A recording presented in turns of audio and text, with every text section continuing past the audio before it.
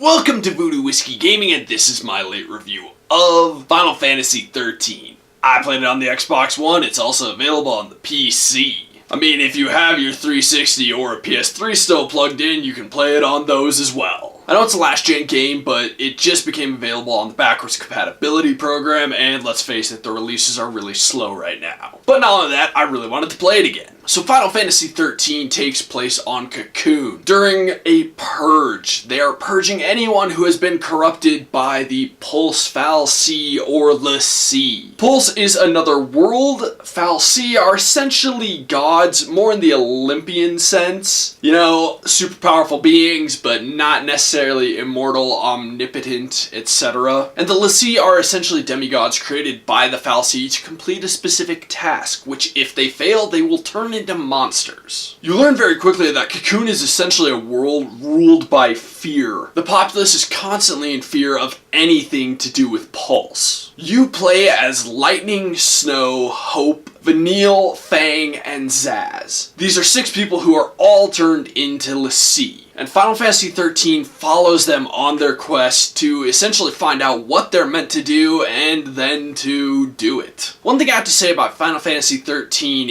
is that Hope is a horrible character at first. He honestly drives me insane. He's such an angry kid because, you know, something bad happened to him, and he just absolutely refuses to understand anything about that situation. He just has to be angry about it. And it gets really annoying. But does do one thing that happens to all the Final Fantasy XIII characters, and that is grow. I think him a bit more than any of the other characters, he grows out of that and he becomes someone different. And he most exemplifies something that really impressed me in Final Fantasy XIII, and that is the character growth of each of the characters. More than any other Final Fantasy I've ever played, Final Fantasy XIII shows character growth. Each of the characters is a main character. They're not just party members. And each of them grows beyond who they were at the start. Okay, so on to the audio. The music in this game, it's a Final Fantasy game. Do I really need to say much more than that? It's fantastic. It fits the world. It fits the situation. It's just great. The sound effects are equal to the music. They are excellent and they work wonderfully. The voiceover work is not entirely hit or miss. It's always between good or great. Some of the voice actors added a little bit too much of a cartoony personality, but it's never too extreme. The rest of the voiceover is excellent though. Now when it comes to gameplay, it's obviously a role-playing game, and this is actually a very linear Final Fantasy. There is no overworld map. There is one area that is quite open, and that's much later in the game. But even that is not a full world.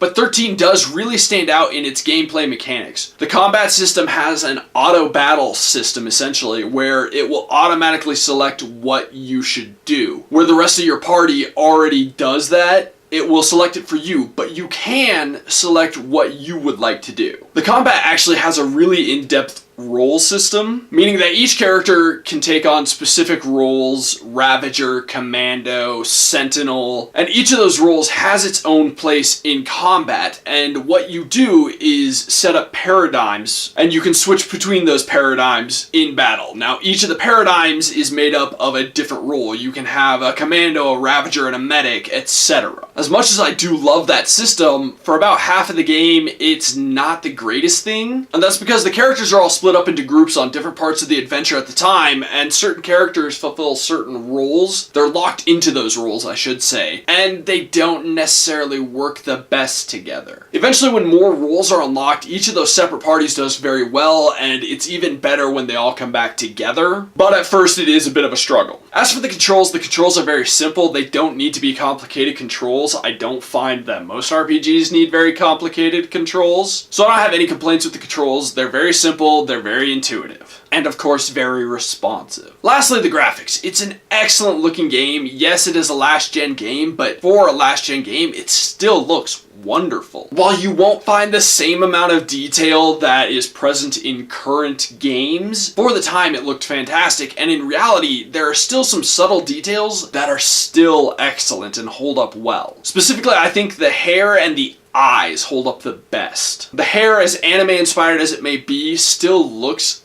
fairly lifelike, and the eyes look incredibly lifelike. The cinematics, of course, are stunning because, again, Square Enix is always on point with that.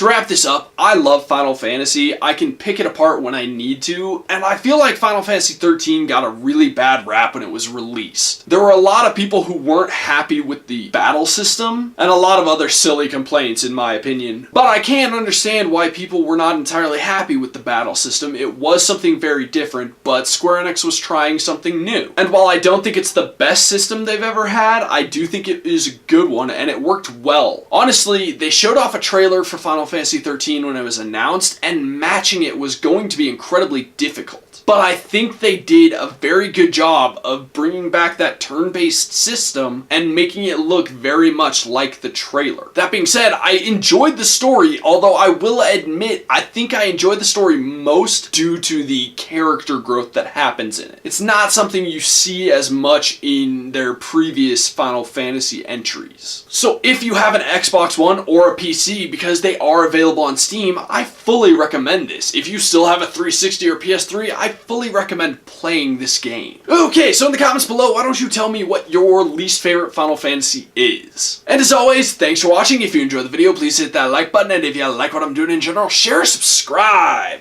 Have a good one.